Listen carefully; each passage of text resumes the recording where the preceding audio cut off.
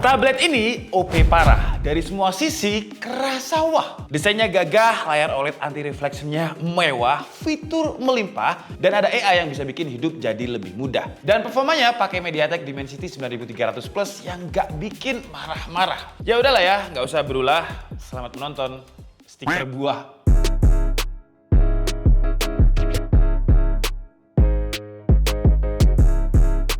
Jadi, di sebelah saya ini adalah Samsung Galaxy Tab S10 Plus, tablet terbaik dan paling kencengnya Samsung di tahun 2024. Dan yang menarik, ini adalah pertama kalinya Samsung pakai chipset dari MediaTek Dimensity 9300 Plus. Dengan chipset terbarunya ini, Samsung ngejanjiin kalau performanya itu dari sisi CPU itu naik sekitar 17%, GPU-nya 27%, dan NPU-nya di kisaran 14%. Emang kalau kita lihat beberapa smartphone flagship kemarin yang udah pakai Dimensity 9300 non plus itu udah kenceng banget. Apalagi yang ini ada plusnya. Harusnya sih bisa lebih kenceng. Dia punya core kencengnya itu di 3,4 GHz, terus ada 3 core Cortex X4 di 2,85 GHz dan 4 Cortex A720 di 2 GHz. RAM-nya aja support LPDDR5 sampai 9600 MHz. Gila, itu lebih kenceng dibandingkan RAM laptop. Dan Samsung nggak tanggung-tanggung loh ya, langsung ngasih kita RAM dengan kapasitas 12 GB. L3 case-nya itu ada di 18 MB. Buka dan running aplikasi bisa lebih satset, apalagi storage-nya ini udah support sama UFS 4.0. Sayangnya di tabletnya ini cuma dikasih storage mentoknya di 256 GB. Kalau misalkan butuh storage tambahan, bisa sih pakai expandable storage-nya yang bisa membaca sampai 1 TB.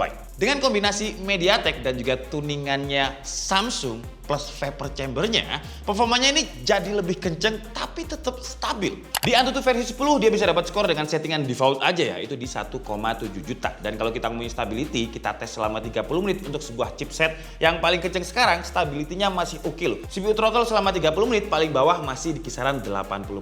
Terus gimana kalau digunakan untuk gaming? Sebelum kita bahas untuk gaming ya, saya mau ceritain dulu fitur-fitur gaming dari MediaTek Dimensity 9300 Plus-nya. Kalau kita lihat di gambar ini, sebenarnya ada banyak sih. Cuman yang kepake di Samsung ini selain CPU, GPU, dan juga NPU-nya yang lebih kenceng, ada 2 poin dari MediaTek Hyper Engine. Ada yang namanya MEGT atau MediaTek Adaptive Gaming Technology. Tuh, biar repot editornya. Yang fungsinya dia bisa menstabilkan performanya biar daya yang dipakai pas main game itu nggak kekencengan dan nggak kerendahan. Jadi performanya stabil, nggak habis-habisin baterai dan nggak throttle. Buka aplikasi gaming atau aplikasi yang lebih berat juga lebih cepat sekarang, apalagi MediaTek juga klaim sekarang thermal manajemennya lebih merata. Terus ada juga yang namanya NOS, Network Observation System, di mana penerimaan WiFi dan seluler datanya itu lebih efisien sekitar 10-25%.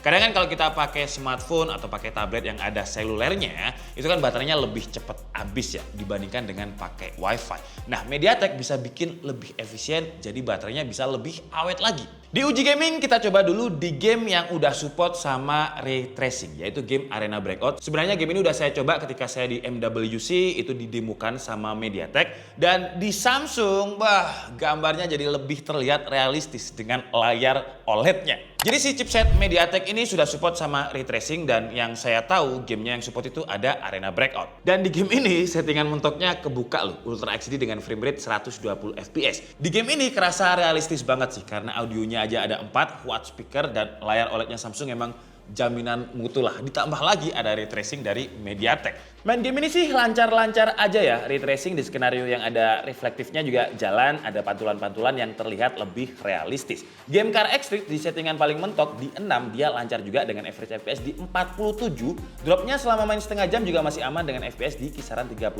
Settingannya ini mentok rata kanan loh ya. Kalau untuk game Mobile Legends sayangnya settingan mentoknya belum kebuka. Jadi kebukanya di 90 FPS. Sebenarnya ini masalah optimasi aja ya. Karena kalau kita lihat chartnya di game Mobile Legends ini, ya chartnya itu nggak pernah total sama sekali. Jadi kalau misalkan settingannya udah kebuka 120 fps, saya yakin juga pasti stabil-stabil juga.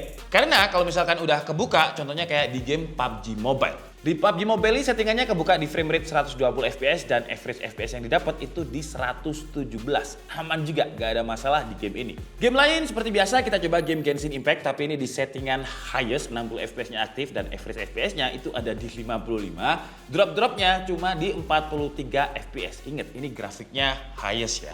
Nah, konfigurasi MediaTek Hyper Engine dan juga vapor chambernya Samsung ini ngaruhnya di suhu permukaan. Ketika kita coba main game Genshin Impact selama 30 menit, settingan yang highest, untuk suhu bagian depan itu cuma ada di kisaran 40,1 derajat Celcius. Bagian belakang 39,3 derajat Celcius. Aman juga. Kalau performanya stabil, nggak throttle, suhu permukaannya juga aman, ya ini ngaruhnya ke baterai. Untuk baterainya ini lumayan gede ya, untuk sebuah tablet dia ada di kapasitas 10.090 mAh dan daya tahan baterainya untuk sebuah tablet terbilang oke lah ya, kalau dibilang awet-awet banget, belum. Dengan Genshin Impact selama 30 menit berkurang 12%, PUBG 30 menit berkurangnya sekitar 6%, Mobile Legends juga sama 6%, Car X Street 30 menit sama kayak Genshin di 12% dan Arena Breakout di 30 menit berkurang 9%. Sebenarnya lumayan untuk sebuah tablet yang resolusi layarnya gede dan juga 12,4 inch. Kalau untuk waktu pengecasannya, ya ini yang harus diingat ya, Samsung nggak dapat charger. Walaupun dia support sampai fast chargingnya itu 45 watt. Dan kemarin kita coba pakai charger third party yang 65 watt. Yang ya itu bakalan turun ke 45 watt juga karena supportnya di situ. Dan 0 ke 100% dia butuh waktu sekitar 2 jam 4 menit. Masih cukup kenceng ya untuk sebuah tablet dengan baterai 10.000 mAh lebih. Buat layarnya ada yang beda dibandingkan generasi sebelumnya. Ini teknologi yang hampir mirip kayak di TV barunya Samsung, yaitu anti reflection yang bisa meredam pantulan di bawah 2%. Jadi kalau kena cahayanya itu bakal diserap, gak dipantulin. Di video hands-on kemarin saya sempat kebandingin sama layar tablet yang lain yang bedanya emang jauh sih ya pas nampilin warna hitam. Kalau untuk kualitas layarnya udah lah ya, menurut saya Samsung nggak ada lawan sih kalau dari sisi layar dengan Dynamic OLED 2 kalinya. Dan si Tab S10 Plus ini punya dimensi 12,4 inch dengan adaptive refresh rate 120 Hz. Adaptif yang berarti sesuai kebutuhan. Smooth banget kalau dipakai touchscreen-nya dengan tangan ataupun pakai S Pen-nya. Kalau untuk color gamutnya kemarin juga kita tes dan di mode Vivid sRGB-nya itu ada di 100%, Adobe RGB-nya 82%, NTSC di 78%. Nah, kalau mode natural sRGB-nya jadi di 99%, Adobe RGB 75%, NTSC 69% dan P3-nya di 75%. Untuk brightness kalau di indoor tipikalnya itu ada di 300 nits, kalau skenario outdoor ada di 600 nits. Dan untuk penggunaan outdoor sama sekali nggak ada masalah sih, apalagi dengan anti reflektifnya tadi, reflect sumber cahaya itu jadi minim. Fitur lain dia udah support sama HDR10 Plus yang jalan juga di YouTube, bisa di upscale sampai 2160p dan Netflix juga udah yang paling optimal dengan security Watt Fan L1-nya. Lihat aja nih, codec dan juga HDR-nya nyala. Tapi kalau kita ngomongin bezel, menurut saya di kelas harganya bezel layarnya ini bukan yang paling tipis sih. Masih oke lah tapi nggak terlalu mengganggu, cuman layarnya ini gampang banget nempel sama fingerprint. Apalagi sering di touch atau sering pakai fingerprintnya, bakal muncul tuh bekas-bekas tangan yang harus sering banget dibersihin.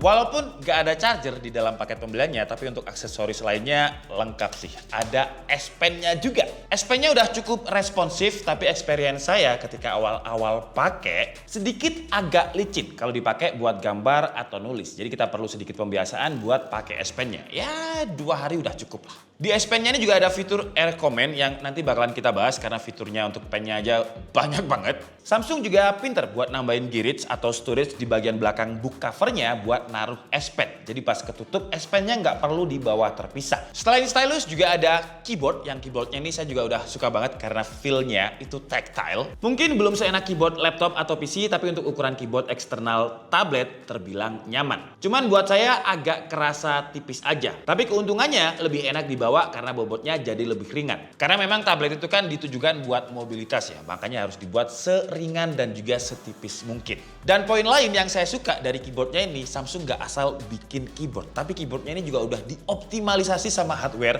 dan juga software dari Samsung Tab S10 Plus-nya. Kayak contohnya ada tombol dedicated AI key yang kalau kita pencet bakal munculin Bixby atau Gemini. Saya sih pilih Gemini ya, dan ketika dipencet dia bakal langsung buka 2 window, yang satunya itu Gemini. Jadi kita nggak perlu lagi tuh ketik di browser gemini.com, nggak perlu, langsung di pop upin dan kita tinggal masukin prompt aja. Kalau kita tekan Fn plus F6, keyboardnya ini juga bisa dipakai untuk device Samsung yang lain. Kemarin saya cobain pakai Samsung Galaxy Z Fold, ngetik pakai keyboardnya ini bisa.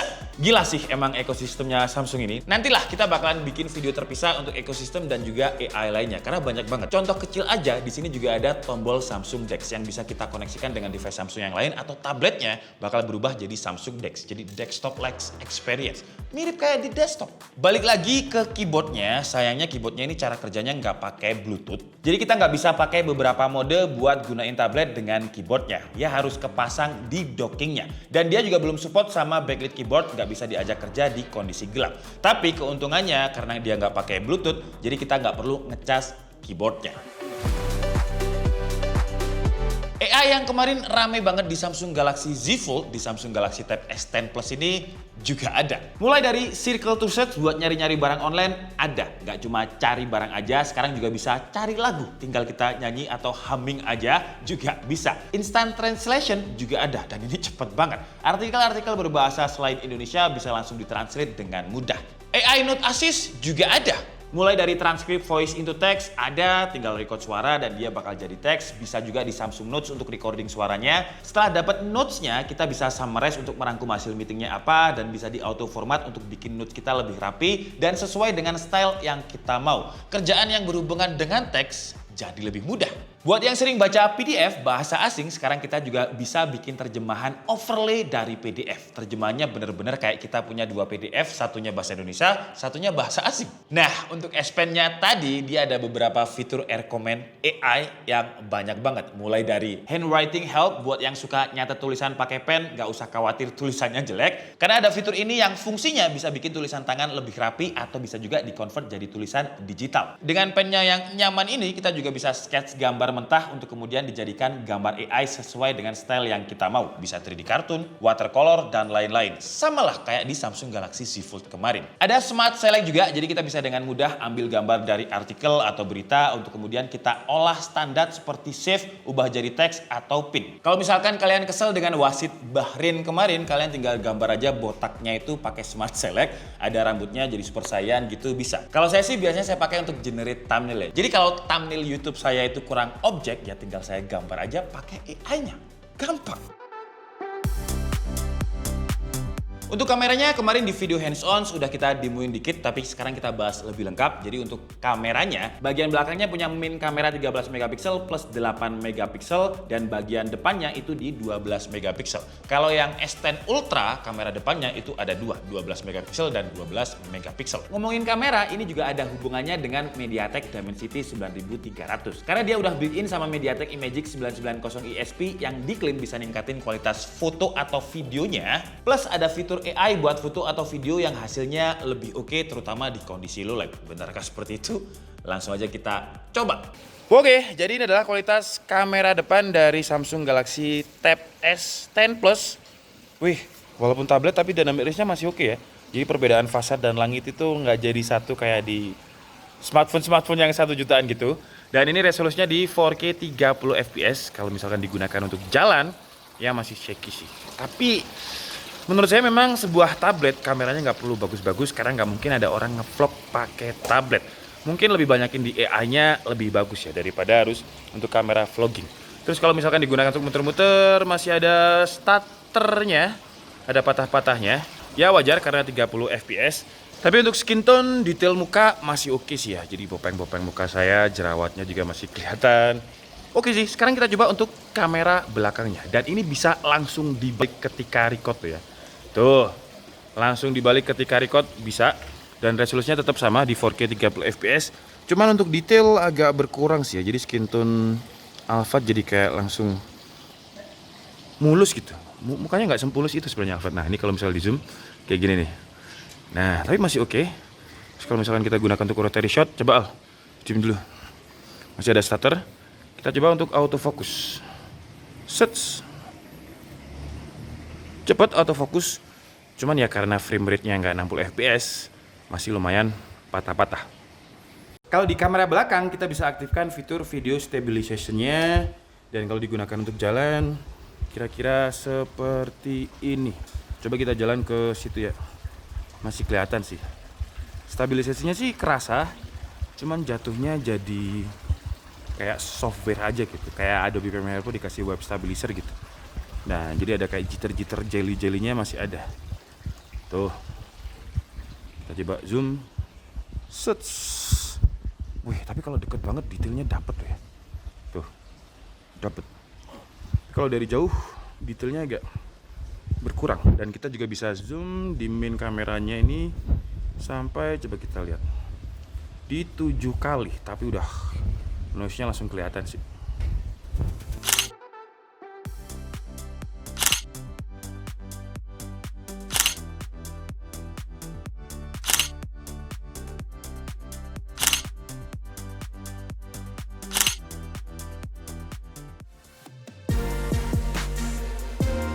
Desain. Kalau desain ini sebenarnya secara garis besar mirip sama Galaxy S9 sebelumnya, tapi ada sedikit perubahan minor. Kayak di bulatan kameranya ini mirip sama Samsung Galaxy Z Flip 6, dan di bagian tempat S Pen yang bagian belakang warnanya itu lebih terang. Terus dari segi dimensi, ketebalan, dan juga bobot, sekarang di Galaxy S10 Plus itu lebih ringan ketimbang sebelumnya. Build quality-nya sih udah berasa solid, framenya udah pakai enhanced armored aluminium yang kata Samsung durability-nya lebih kuat 10% ketimbang sebelumnya.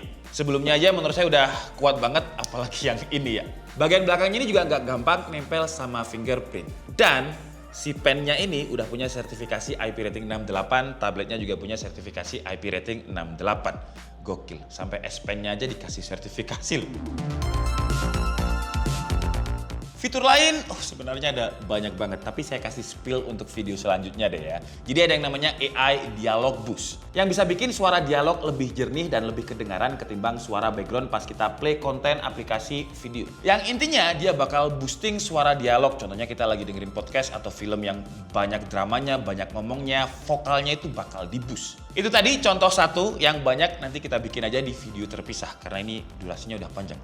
Saya nggak pakai jam, kok lihat jam ya. Speakernya, speakernya punya 4 speaker yang kemarin di video hands-on-nya udah kita tes dan suaranya imersif banget, kenceng parah, gak ada komplain. Kalau untuk konektivitas, sayangnya ini masih Wi-Fi only. Tapi Wi-Fi-nya ini udah pakai Wi-Fi 6E, Bluetooth-nya versi 5.3. Port Type-C-nya udah USB 3.2, jadi lebih kenceng, tapi sayang belum ada NFC-nya. Kalau untuk sensor lain udah lengkap, contohnya kayak hardware gyro juga ada. OS dia pakai One UI 6.1, basicnya itu Android 14. Kalau ngomongin OS sih, One UI ini masih salah satu yang terbaik ya. Tampilannya simple, nggak banyak bloatware yang ngeganggu, easy to use juga. Oke, jadi itu tadi adalah review dari Samsung Galaxy Tab S10 Plus yang harganya untuk yang S10 Plus itu di kisaran 17 juta lengkap sama S Pen, stylus, dan juga beberapa software yang udah pre-install di dalamnya. Kalau yang Ultra harganya itu di 20 juta something. Nanti link pembeliannya akan saya taruh di kolom deskripsi. Kelebihannya jelas buat produktivitas, ini salah satu tablet yang terbaik sih ya. Performanya kenceng tapi stabil, nggak throttle dengan chipset MediaTek Dimensity 9300 Plus-nya. Bukan cuma kenceng di CPU dan juga GPU, tapi NPU-nya juga lumayan kenceng. Contohnya kalau kita buat video call dengan efek yang butuh NPU, gambarnya jadi lebih halus. Ray tracing juga ada buat gaming. AI soal teks buat taking notes lengkap, buat generative image juga ada. Dan sebenarnya juga masih banyak fitur-fitur AI-nya, tapi nanti di video terpisah ya. Layarnya juga mantep dengan Dynamic OLED 2 kali anti reflektifnya. Ibaratnya itu kayak surga buat mata. AMOLED ketemu anti reflektif itu kayak jadi jelas banget.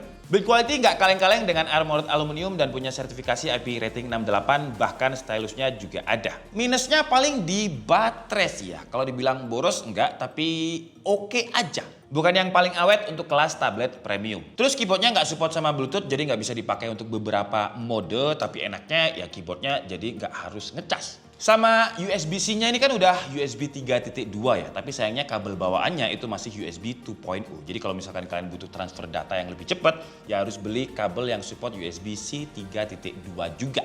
Tapi overall buat harga 17 jutaan untuk yang S10 Plus, kalau carinya tablet yang bener-bener nyaman buat kerja, termasuk ringan juga buat 12,4 inch, Samsung Galaxy Tab S10 Plus ini sejauh ini ya, menurut saya dari sisi performance dan all-rounder fiturnya masih yang paling the best. Apalagi kalau kalian punya device Samsung yang lain, ya paling bener ya tabletnya Samsung karena ekosistemnya itu gokil banget. Nanti kalian lihat di video kita selanjutnya. Saya Nika Stabudi and see you on the next video. Bye-bye!